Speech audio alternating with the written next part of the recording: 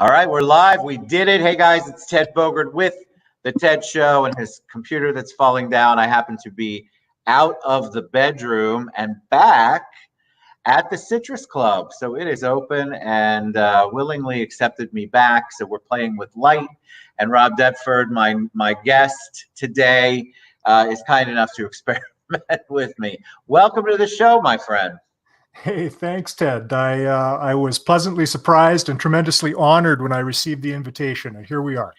Yes, I love this because I love what you do. I love this topic. Before we went live, I was saying how important I think this topic is, especially now when people are really needing to think outside the box about what they're going to do and how they're going to grow and where they're going to be. And so, yes, this is awesome, and I'm thankful for you being here. But before we take a deep dive, everybody likes to get to know Rob a little bit. So tell us a little bit about you. Sure. Well, we were just talking off air that I'm in Calgary, Canada, probably best known for the '88 Winter Olympics, and really love the shadow of the Rocky Mountains here. We're outdoors people in my family, so we spend a lot of time doing the hiking and the biking and the camping and those kinds of things, and the skiing in the winter. I come from, well, I tell people I cut my teeth in broadcast. And I didn't spend a long time in broadcast before moving into what we would refer to as the dark side of marketing and communications in corporate and in the education system, primarily here. And then spent 20 years or so doing that, along with some coaching and other things. And now I'm applying that to what I'm doing here at this time in my consulting work. With EQ4 Media and helping people to get on camera and speak their brand in the digital space. All right, so let's talk about getting on camera, because that's part of the you better on camera. Is your better on camera correct.com? Did I do it right? Getoncamera.com. Oh, there you go. So there we go. But I was telling you earlier before we went live that what you do and how you present it. I looked a little bit at your site and your video. People are so afraid of that, Rob. Even in this day and age when they know they need to get out and do better about video. I actually have people who are afraid to come on this remote show because they are so afraid to look at that little camera thing next to the white light on the laptop or even on their phone. And so I think it paralyzes people. So what I'd love to do today is for you to talk a little bit about the importance of it, but maybe let's give them some real nuggets of things they can take back to maybe get them over that hump and realize the importance of it. Absolutely. You're exactly right. Some people are just terrified of the camera. It's, in a sense, it's stage fright. People are concerned about things like how they may look or how they may sound, if not the technology itself. Sometimes that can be intimidating in itself. So for me, really, there are three pillars of success when it comes to getting into video creation and moving into that space in the digital realm. And so that's confidence is the big one. Confidence, competence, and content strategy, and not content in the sense of social media content, but content in the sense of what's the purpose behind the video I'm creating. And so for the confidence piece, it's really a matter of how am I going to get over that hump? And we approach it in similar ways as we might approach that stage fright challenge. But we have some tremendous advantages as compared to preparing ourselves to go and do public speaking in a stage environment. The big one is really there's nobody watching. We're standing in front of a piece of equipment as opposed to a crowd of tens or hundreds or thousands of people. So it's just sort of you, me, and the camera in this circumstance, or just yourself and the camera when you're recording a video. And so that's big. And to understand that, the feedback from the camera is only going to be what you watch that you've recorded afterwards. That can really help to wrap your head around this idea of, okay, I'd have no concern. I have no need to be nervous about this. You know what people say to me, piggybacking on that, a lot of people say, well, I just don't feel like I'm a good speaker. They're afraid they're going to flub a line or mess something up or look like they're reading copy, or, they don't feel like they know how to be natural on camera. And I said, well, the fact that you're trying to methodize being natural is part of the problem. You have to just be you. But it's funny because people seem to be afraid to say the wrong word, be misquoted, and things like that. And I think that's one of the first steps that they have to figure out how to get over. I mean, it's just me and you right now. I could mess up at any moment. We happen to be live, so that would be a little bit worse than your camera angle. But it's still the same thing. I mean, it's there, but if I mess up, I mess up, and I try to encourage people to just go with the mess up. Well, and that's part of the advantage, really, is yes, we're in a live situation here, but even if you're recording and you happen to make a mistake, for one thing, very few people are going to notice that mistake aside from yourself. That I know that's easier said than done, or easy to hear and not recognize for a lot of people. But it is true. And you're right, that authenticity that comes through when you do mess up helps people to recognize that, this person is real. This person is just like I am. And it helps to establish some level of relatability as you're communicating. And this is the thing with video now, right? Is we have, especially if you're like me, I'm a Gen Xer, people of a certain generation have this concept of video as what we grew up seeing on television. Right. And the standards for a television commercial, maybe the highest bar would be something like an ad you'd see during the Super Bowl. That's what we have in our mindset of what has to happen in terms of video that we deliver. And it's not at all the case. We're now in a situation where video for marketing and business purposes in general is not exclusive to big budget advertisers or broadcasters. It's now in the hands of everybody that can, that has one of these in their pocket, a smartphone. And so the standard is not this Super Bowl ad level. It really is this personal conversation. It's a communication tool, much like a telephone, but we're using it as a communication tool to speak to people and to show ourselves to people and to tell a story, to tell a business story, to show a business story, because we have the advantage of images, and do that in a common way, right? In a way that everybody can see and relate to and understand. Yes. I think that people they come up with all of the reasons why they don't want to do it. And my thought to everyone is, you don't know what you're going to need to, what you're going to want to change until you actually go out there and do it. I have somebody who loves to do podcasts that was so frightened to take their business to a video level because they did purist kind of podcasts, just all audio, everything audio, nobody recording anything. And I thought, well, you're so good on the podcast. Why are you letting that camera, that fear of that camera direct you? But that's how overwhelming that fear is. Yeah, there's no question. It's camera shyness is real. Right?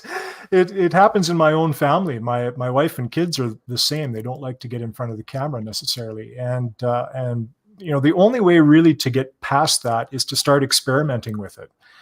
And when you're doing it in the privacy of your own home, or sometimes in your car. I did a video last week about starting out in your car, which is your own private soundproof studio on wheels. Right. And starting in those kinds of environments and just replaying those videos back to see yourself. And then from there, you can progress to maybe showing it to a few close family members or friends and get some feedback from them and start to establish that level of comfort. What do you think from a business perspective, since you do this and you do this with businesses, difference in marketing impact?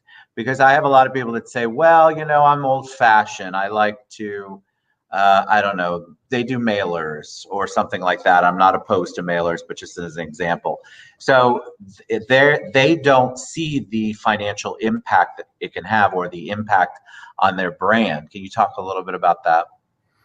Yeah, this is where I talk about the risk of digital Darwinism. I think I first heard that term in around 2016, becoming more prevalent anyway. It's been around much longer than that. But around that time, I was watching the Sears empire sort of fall apart, right? And Sears being this giant retailer that could have potentially been Amazon because they had the structure, but they didn't move quickly enough to the online realm. Right. And so, this is kind of the position that a lot of businesses are in, where they really need to be making a digital transformation. And yes, it has been slow to come. But now, especially now, when we have this global pandemic pressure on us, and a good reason to be doing more business in the online space, a lot of businesses are just finding themselves not prepared. And so, when we look at video as a piece of that, video is really the most powerful piece of your marketing and communications in the online space. Because it allows you to make a connection with people. Again, we go back to this relatability. Even statistically, 72% of consumers already would prefer to learn about a product or service on video, and that's a HubSpot stat. But that was actually before the COVID crisis. So imagine what it is now, as people are now rapidly trying to transform into the digital space and doing what they can. We're all operating here now. Yeah, I feel like COVID and the quarantine gave people an opportunity to see, look, this video thing actually is good for me. It can be good because I can work remotely instead of losing my job. I can learn ways to communicate better or communicate with more people in a different way. And so I agree with you, but I think what they even if they're open to it, what some of the challenges too is that people believe that it's too costly. And so most of the time, and I'd love for you to take us through when you're talking to a client, I ask people right off the bat, have you actually done a video of yourself yet? Like, if you even tried it, you've obviously taken the selfie, because I'm not sure I know anyone in America who hasn't, but or the world. But Right. have you actually done a video of yourself to see? You have all of these weird thoughts in your mind about how you're going to look and how you're going to sound, but have you actually done it? And the majority of people haven't. They don't even take that first step, Rob. So let's talk about how you can come on camera in a way that isn't so outrageously committal as far as money and time go. And then I want to segue to what you do and how people can utilize your services. Sure. Well, the easiest way is, as I said earlier, everybody's got a smartphone in their pocket these days. And pure video or videographers will say, photos and video that come from a smartphone maybe aren't the best. And it's tough to disagree with that. We're not quite there with the level of quality yet with some of the high-end stuff that's out there on the pure video side. But it's pretty good. It's really come a long way. And because of the convenience and because it's there in your pocket and it's not going to cost you anything extra, that really is the easiest way to start. So that's certainly the way I start out with clients is, let's go to your smartphone. In fact, when you go to getoncamera.com, there's a free mini course there that is all about getting started with your smartphone, why you should do it and how you should do it to get started. Awesome. and make those first few steps into the video space. And you're right, many people have never done it. They've never tried it. And so they're in a position of wondering just what to do to take those first steps. And so let's say they've taken the first step. I know a lot of people who are like around my level of knowledge, but they feel like the next step is a giant leap for all mankind or womankind as far as getting into the digital space. So if somebody's at a place where they have done some video, they feel comfortable, maybe their social media is sort of engaging, but they need extra help. That's where you can come in and talk to them. So what does a client look like that comes to you? And then what are some of the things that you do or help with to get to the next level? So many of my clients are like me, right? They're Gen Xers that didn't grow up with the internet at their fingertips. And so they're trying to figure out, how do I now establish myself in the digital space? And what we would tend to look at is, okay, what's your business model? What have you done successfully? What are the operational pieces that can move potentially into the digital space and function well there? And then what is the purpose of being there? And I talk about creating your business case on video. CASE being an acronym, so content, advertising, sales, and education. And that all comes together, different purposes in each of those areas, but they all can work together collaboratively in a sense to help to elevate the brand of a business. And really, that's the biggest advantage of getting video out on platforms like this, like YouTube and LinkedIn and Facebook, is to help establish that presence and build the brand and get some of that trust that you need to bring customers in and feel comfortable with you. And if they're not going to do business with you, at least going to become fans potentially to help you spread the word of your brand. Because I think people then get caught up on the branding side and they think, well, I don't really have a brand. And I would challenge anyone who says that, because I think everyone's got a brand, something they're known for. Maybe it's not a developed brand. Maybe you haven't thought about it as a marketing tool, but you definitely have a way of doing business that people remember you by. That's really kind of what a brand is all about. They look at the brand and they know immediately, hey, Rob does amazing videos for businesses. Well, even if Rob hadn't branded himself as that, he's already that brand.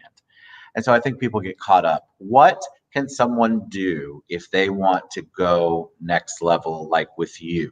Would they need to go out and get all of their own equipment? Would they need to hire a whole bunch of people before they come to you? How does the process work? No, this is the thing. My message fundamentally is you don't need a crew or expensive equipment. We just need a strategy first and foremost. So when clients come to me, that is the initial discussion is really, what do you want to do? What do you, with your digital transformation, right? As you move into the digital space to prepare yourself for what's coming, for this transformation that's happening out there in terms of consumer behavior, what do we need to do to get in alignment with that?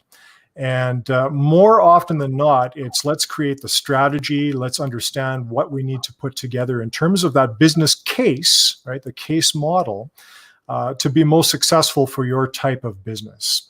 And on the branding front, it really is, yes, it's the brand of your company, but there's an element of personal branding too.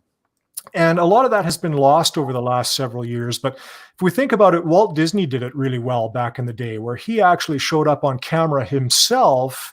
We would see him on television introducing the different Disney pieces that were coming on television.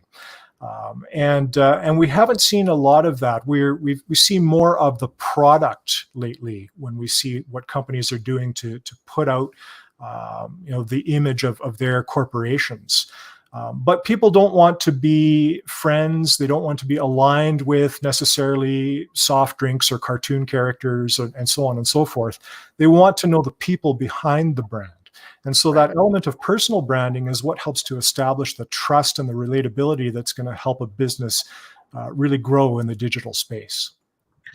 So if someone says, I'm a landscaper, I see one out there, or a pool cleaner, I see one out there where I'm looking. Do you say to them, all right, yeah, your industry doesn't need a digital stamp? Would you say that to those people? Or do you think that every business has a wonderful potential to do something digitally and transform? They all can. They all can. And this is what we're seeing now, especially under the current circumstances with the global pandemic. Yes, hair salons can't give haircuts over the internet, and restaurants can't serve food through the internet.